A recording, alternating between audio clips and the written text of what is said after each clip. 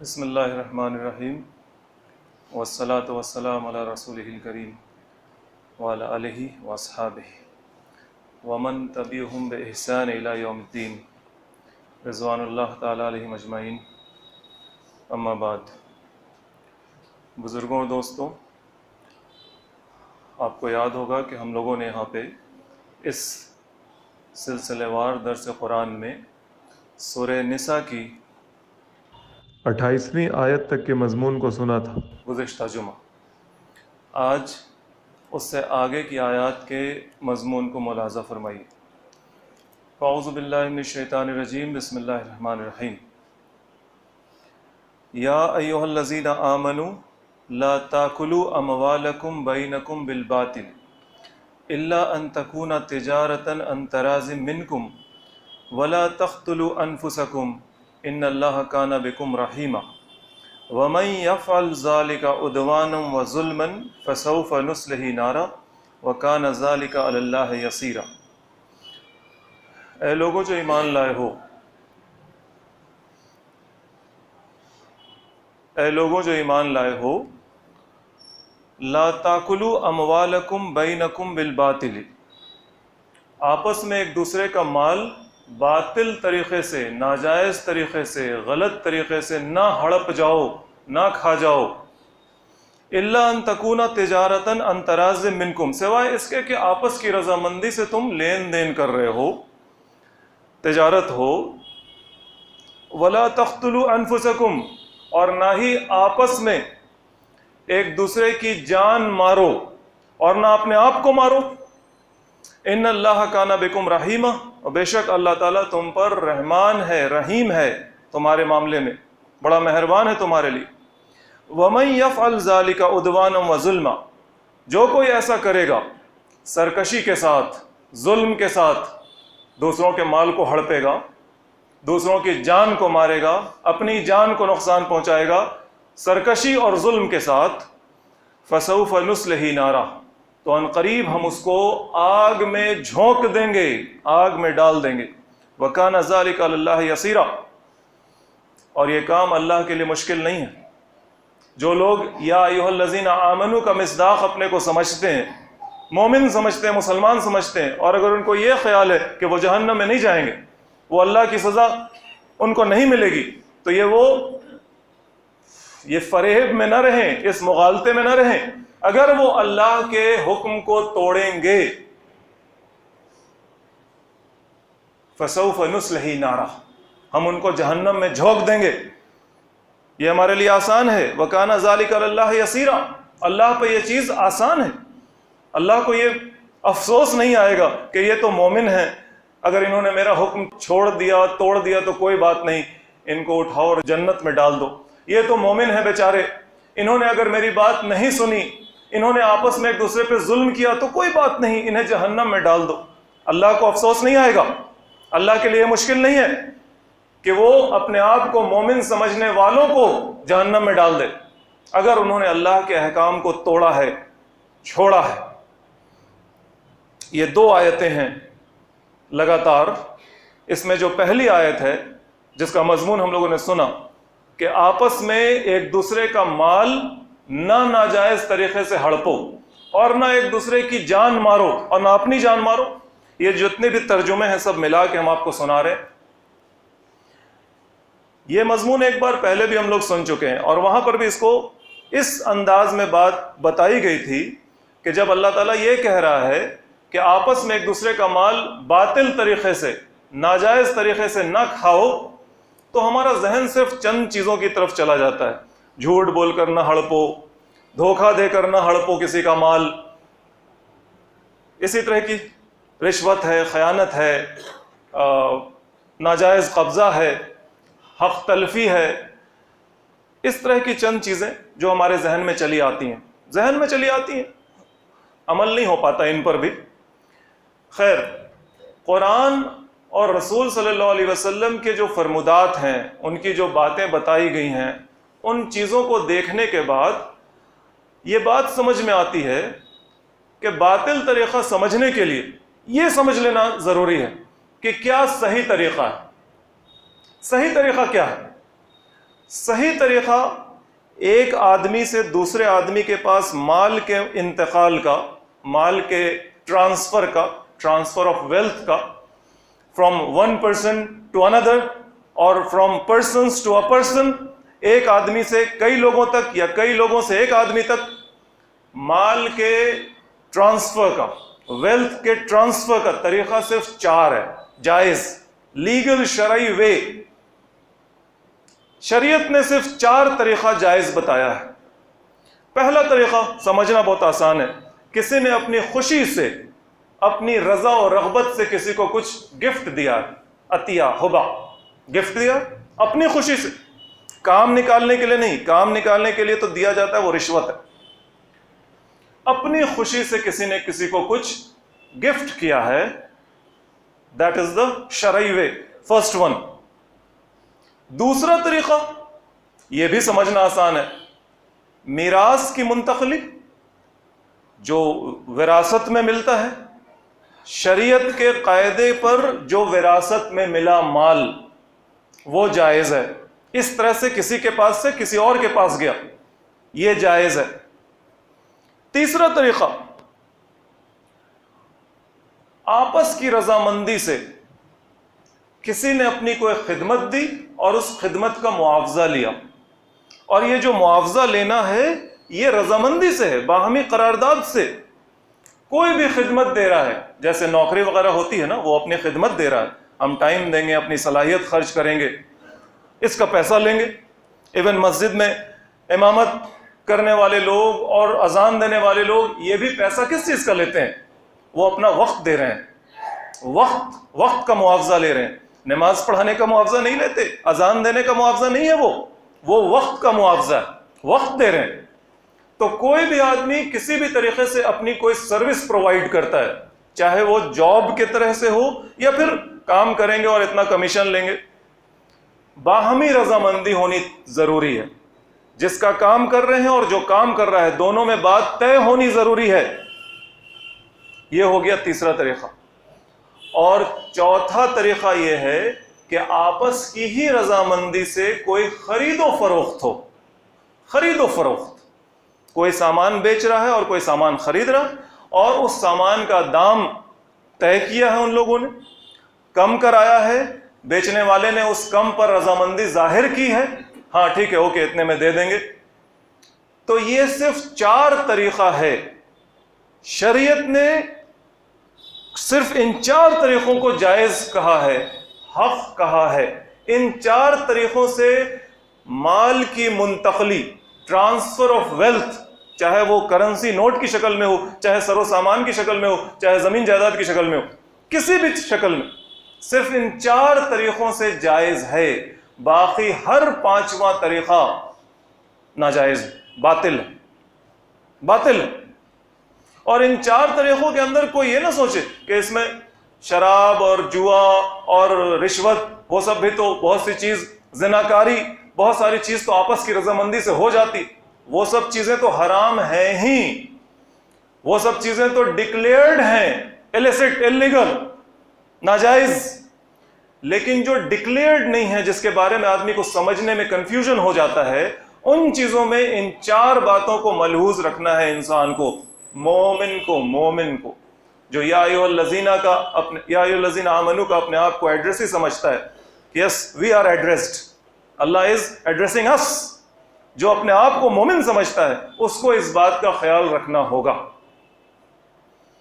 اور اس کے ساتھ ایک چیز ہر بات کے اندر وہ ناجائز ہے، فضول خرچی. وہ بھی تو ایک طریقے سے مال کھا جانا ہی ہے، باطل طریقے سے مال کھا جانا، مال اڑا دینا.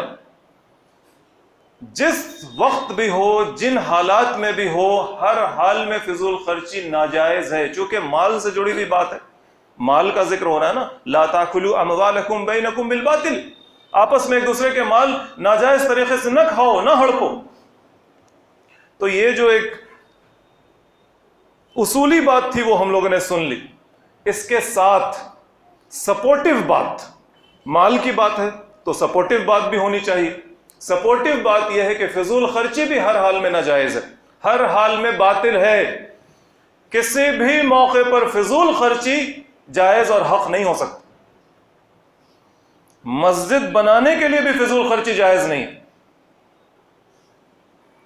اللہ کے دین کی خدمت میں فضول خرچی کیا کر سکتے ہیں؟ وہاں کوئی فضول خرچی نہیں ہے، وہاں تو بڑھ چڑھ کر خرچ کرنا ہے. لیکن اللہ کے دین کی خدمت کا مطلب یہ نہیں ہے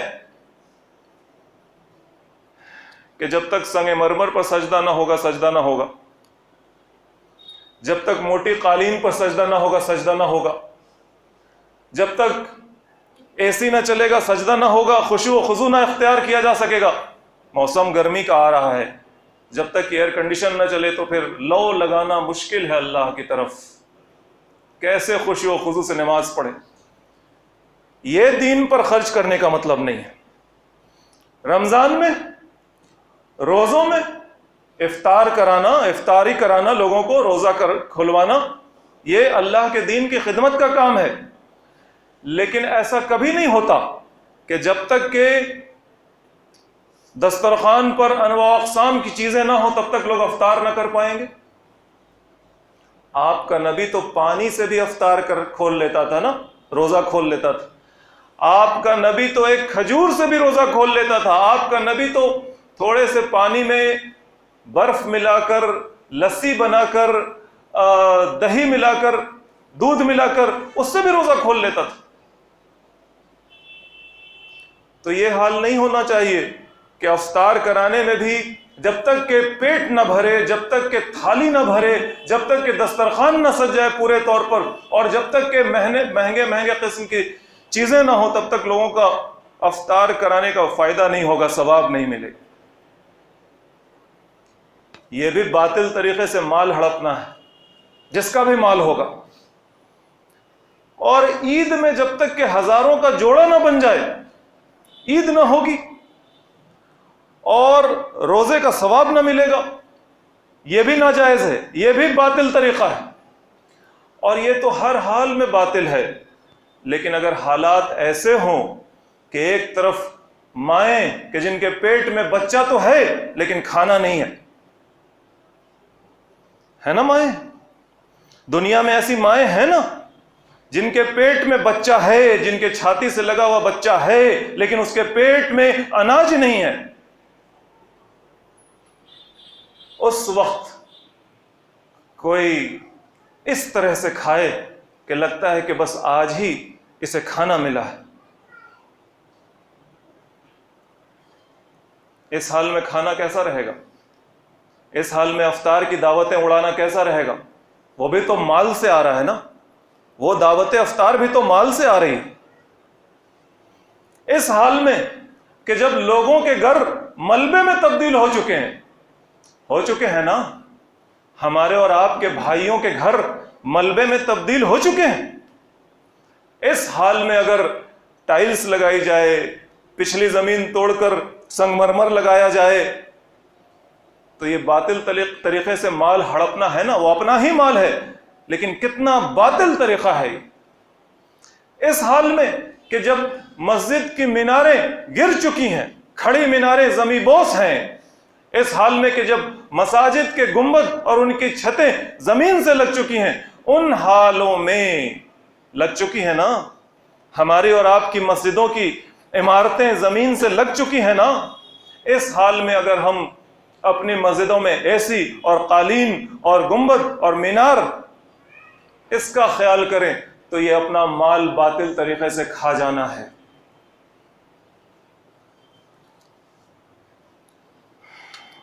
جب لوگ ننگے ہیں اور آسمان سے گرتے ہوئے کھانے کی چیزوں کے اور پہننے کی چیزوں کے لیے ایک دوسرے پر چڑھ جاتے ہیں، کپڑے پھٹے ہیں، بچا کچھ نہیں ہے ان کے لیے، اس حال میں ہزاروں کا جوڑا پہننا اور اس پر شیخی بگھارنا اور اترانا، یہ عید کا ثواب نہیں ہے، یہ عید کا مزہ نہیں ہے. تو ایک تو اصولی بات ہے کہ اپنے مال باطل طریقوں سے نہ کھاؤ، اور دوسری اس کی سپورٹیو بات ہے کہ فضول خرچی ہر حال میں باطل ہے، اور حالات کے اعتبار سے تو انسان کے لیے اور بھی اس کا بطلان بڑھ جاتا ہے، اس کا باطل ہونا بڑھ جاتا ہے. غیرت مندی کا سوال کھڑا ہو جاتا ہے. کیا روزہ رکھا ہے تم نے؟ کیا نمازیں پڑھی ہیں؟ کیا قیام اللیل کیا ہے تم نے؟ کیا عبادتیں کی ہیں جب اگر تمہارے اندر دوسروں کا دکھ درد پیدا نہ ہوا؟ روزے کا مقصد تو یہ بھی ایک بتایا جاتا ہے کہ بھوکے رہو گے تو کسی بھوکے کی بھوک کا احساس ہوگا. یہ کیسا بھوکا رہنا ہے کہ ہزاروں کا کھانا، افطار روزہ افطار، ہزاروں کا کھانا، بڑی بڑی دعوتیں. لگتا ہی نہیں ہے کہ اسی امت کا ایک فرد وہاں بھوکوں مر رہا ہے اور اسی امت کے لوگ ہیں جو یہاں گلچھرے اڑا رہے ہیں اور دعوتیں اڑا رہے ہیں. لگتا ہی نہیں ہے کہ ان کے بیچ ایک رشتہ ہے، دین کا رشتہ ہے. لگتا ہی نہیں ہے کہ ان کے بیچ ایک رشتہ ہے، اللہ کے ماننے کا رشتہ ہے، رسول صلی اللہ علیہ وسلم پر ایمان رکھنے کا رشتہ ہے، اس قرآن سے ناطہ رکھنے کا رشتہ ہے. لگتا ہی نہیں. ایسا لگنا نہیں چاہیے. وَلَا تَقْتُلُوا أَنفُسَكُمْ، اور نہ آپس میں ایک دوسرے کی جان مارو اور نہ اپنی جان لو، یعنی نہ خودکشی کرو اور نہ ایک دوسرے کی جان پر حملہ ور ہو. جان اور مال، یہ دو چیز اگر محفوظ ہے، اطمینان ہے، تو انسانی سماج کے اندر اچھائیاں پروان چڑھتی ہیں. Peaceful atmosphere. ڈر نہیں ہے کہ ہم کہیں پر جائیں گے تو ہماری جان جا سکتی ہے، ہم اکیلے ہو جائیں گے تو ہماری جان لے لی جائے گی. ہمارے کپڑے پر، ہماری شکل پر، ہماری آواز پر، ہماری بولی پر، ہمارے نام پر ہماری جان جا سکتی، ہمارے پاکٹ میں مال پر ہماری جان جا سکتی ہے. یہ ڈر اگر نہ ہو، ہمارا گھر، ہمارا سامان، ہماری نوکری، ہماری تجارت، ہماری زمین ہڑپی جا سکتی ہے، قبضے میں لی جا سکتی ہے. اگر یہ ڈر نہ ہو، سماج اونچا اٹھتا ہے، ترقی کرتا ہے، جان و مال. لیکن اگر یہ ڈر بیٹھ جائے کہ ہمارا گھر کبھی بھی لٹا سکتا ہے، ہماری زمین کبھی بھی قبضے میں جا سکتی ہے، ہمارے نام کا کھیت، ہمارے نام کی دکان، ہمارے اوقاف، ہمارا کارخانہ نقصان ہو سکتا ہے، لٹ سکتا ہے، دوسرا قابض ہو سکتا ہے. خوف و ہراس کا ماحول یہ صرف مومنین کے لیے نہیں ہے. مومنین کو تو کہا جا رہا ہے کہ تم ایسا ماحول بناؤ کہ کسی کو یہ ڈر نہ ہو. مومنین کو تو یہ کہا گیا ہے نا، کونوا قوامین بالقسط وشہداء للہ. مومنین کو یہ کہا گیا ہے کہ قسط، عدل اور انصاف کو قائم کرنے والے بنو، اس کا جھنڈا لے کر چلنے والے بنو. مومنین کو تو یہ کہا گیا ہے کہ تم ایسا سماج بناؤ کہ جہاں لوگوں کو اپنے جان و مال، عزت و آبرو کا ڈر نہ ہو لٹ جانے کا. اور یہاں مومنین خود ہی ڈرے ہوئے ہیں، خود ہی خوف و ہراس کی حالت میں ہیں، خود ہی خوف و ہراس کی حالت. نام کی وجہ سے جان جا سکتی ہے، شکل و صورت کی وجہ سے، کپڑے لتے کی وجہ سے جان جا سکتی ہے، مکان لٹ سکتا ہے، زمین قبضہ ہو سکتا ہے، گھر ٹوٹ سکتا ہے، بلڈوزر سے چل سکتا ہے، اور اچانک کسی کو لا کر بیٹھا دیا جائے گھر میں کہ اب یہ تمہارا گھر ہے، تم نکل جاؤ، یہ اب اس کا گھر ہے. دنیا میں ایسا ہوتا ہے. یہ جو بہت مشہور چل رہا ہے فلسطین میں تو یہی ہوتا ہے نا.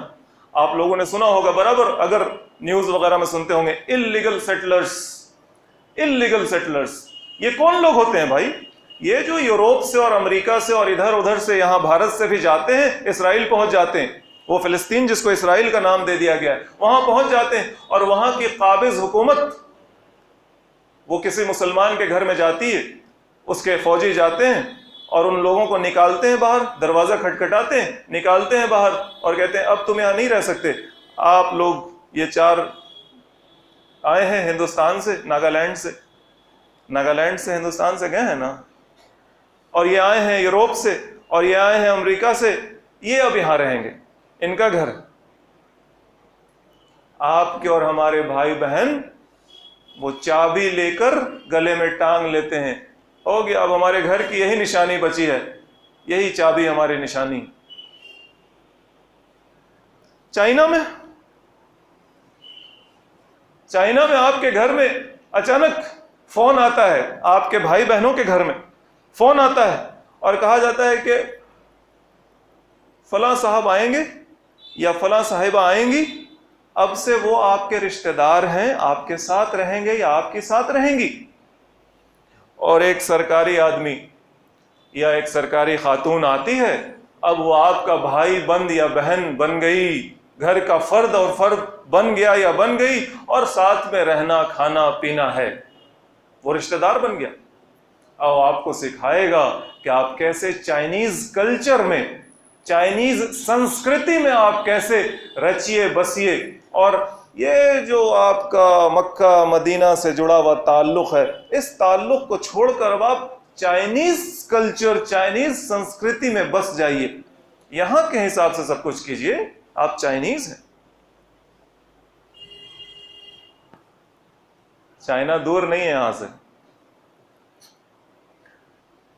اور یوں تو فلسطین بھی دور نہیں ہے یہاں سے، کچھ بھی دور نہیں ہے یہاں سے، بہت نزدیک ہے، ہم لوگوں سے یہ سب چیزیں بہت نزدیک ہیں۔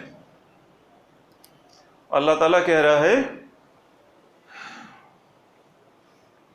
لا تاکلوا اموالکم بینکم بالباطل، آپس میں ایک دوسرے کا مال باطل طریقے سے نہ کھاؤ اور ہڑپو۔ اصولی طور پر ہم لوگوں نے بات سن لی، اور اس کی سپورٹیو جو بات تھی وہ بھی سن لی، اور پھر آگے اللہ تعالیٰ کہہ رہا ہے ولا تقتلوا انفسکم، اور نہ آپس میں ایک دوسرے کے جان کو مارو، اور نہ اپنی جان مارو، یعنی خودکشی والی بات بھی ترجمے میں کہی جاتی۔ اس کے حوالے سے بھی ہم لوگوں نے سپورٹیو بات سن لی۔ ان اللہ کان بکم رحیما، اللہ تعالیٰ بے شک تم پر بڑا مہربان ہے، اسی لیے وہ تم کو کہہ رہا ہے کہ جان و مال، عزت و آبرو کی حفاظت کرو آپس میں ایک دوسرے کی۔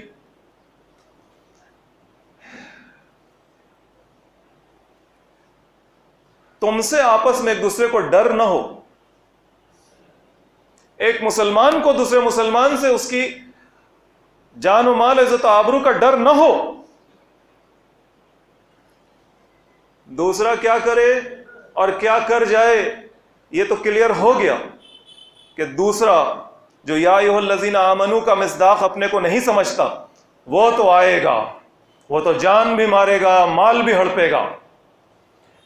لیکن اے لوگوں جو ایمان لائے ہو، اے مومنوں، تم تو کم سے کم آپس میں ایک دوسرے کی عزت کرو، تم تو آپس میں کم سے کم ایک دوسرے کے جان کی گارنٹی دو، تم تو کم سے کم آپس میں ایک دوسرے کے مال کو نہ ہڑپو۔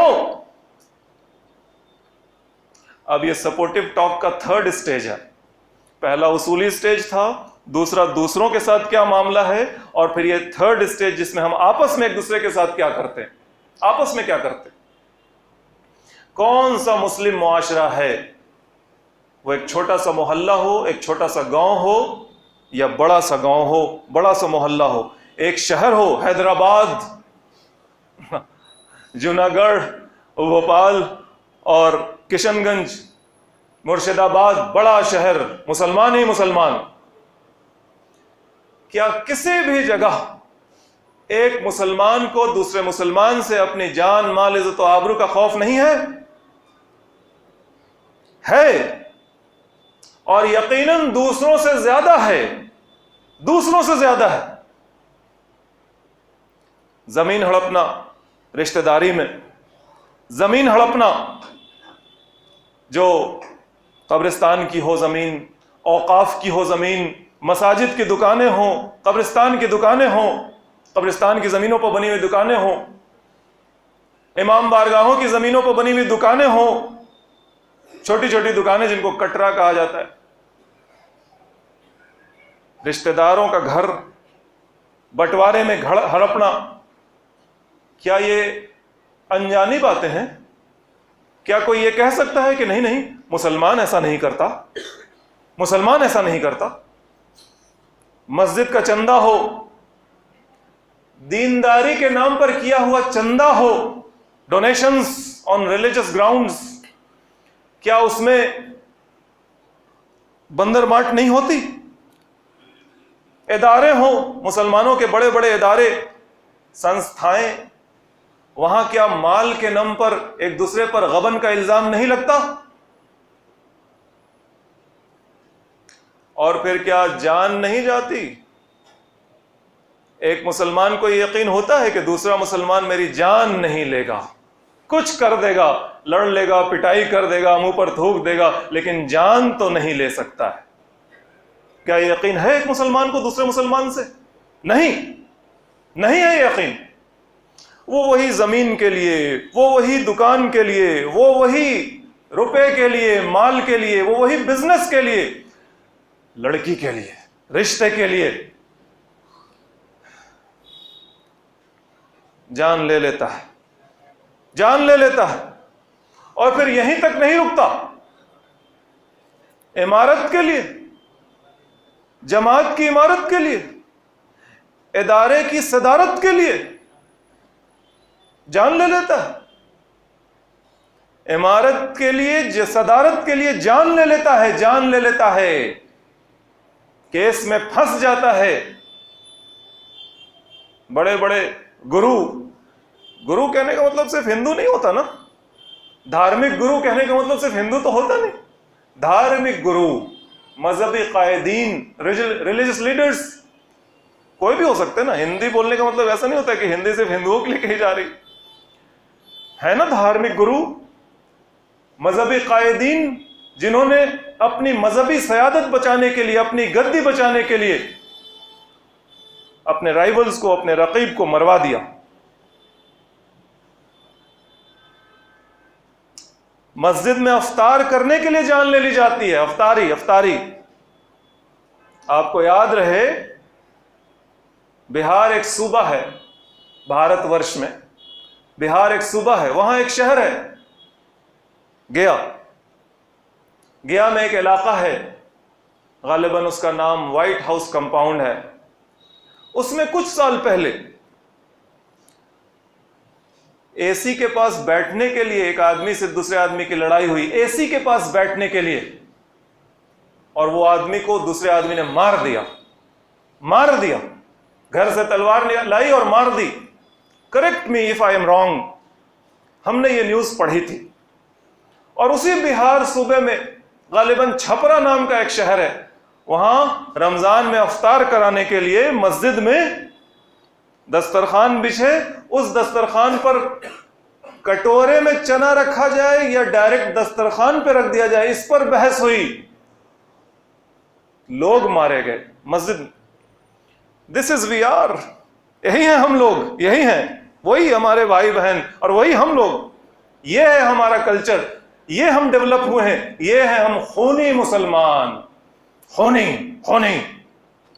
افطار میں بھی خون کرنا ہے، شربت کے بجائے خون پینا ہے، مسجد میں بھی اے سی کے پاس بیٹھنے کے لیے خون پینا ہے۔ یہ ہے ہمارا ڈیولپمنٹ، یہ ہے ہم نماز روزہ کرنے والے۔ اللہ تعالی ہم سے کہہ رہا ہے، یا ایھا الذین آمنوا لا تاکلوا اموالکم بینکم بالباطل الا ان تکون تجارۃ عن تراض منکم ولا تقتلوا انفسکم ان اللہ کان بکم رحیما ومن یفعل ذلک عدوانا وظلما، جو کوئی ایسا کرے گا ظلم و زیادتی کے ساتھ، سرکشی کے ساتھ، فسوف نصلہ نارا، ہم اس کو آگے چل کے جہنم میں جھونک دیں گے۔ کون جھونکا رہا ہے جہنم میں؟ دیکھ لیجئے۔ وَكَانَ ذَلِكَ عَلَى اللَّهِ يَسِيرًا، اور یہ بات اللہ پر بہت آسان ہے۔ وَآخِرُ دَعْوَانَا أَنِ الْحَمْدُ لِلَّهِ رَبِّ الْعَالَمِينَ۔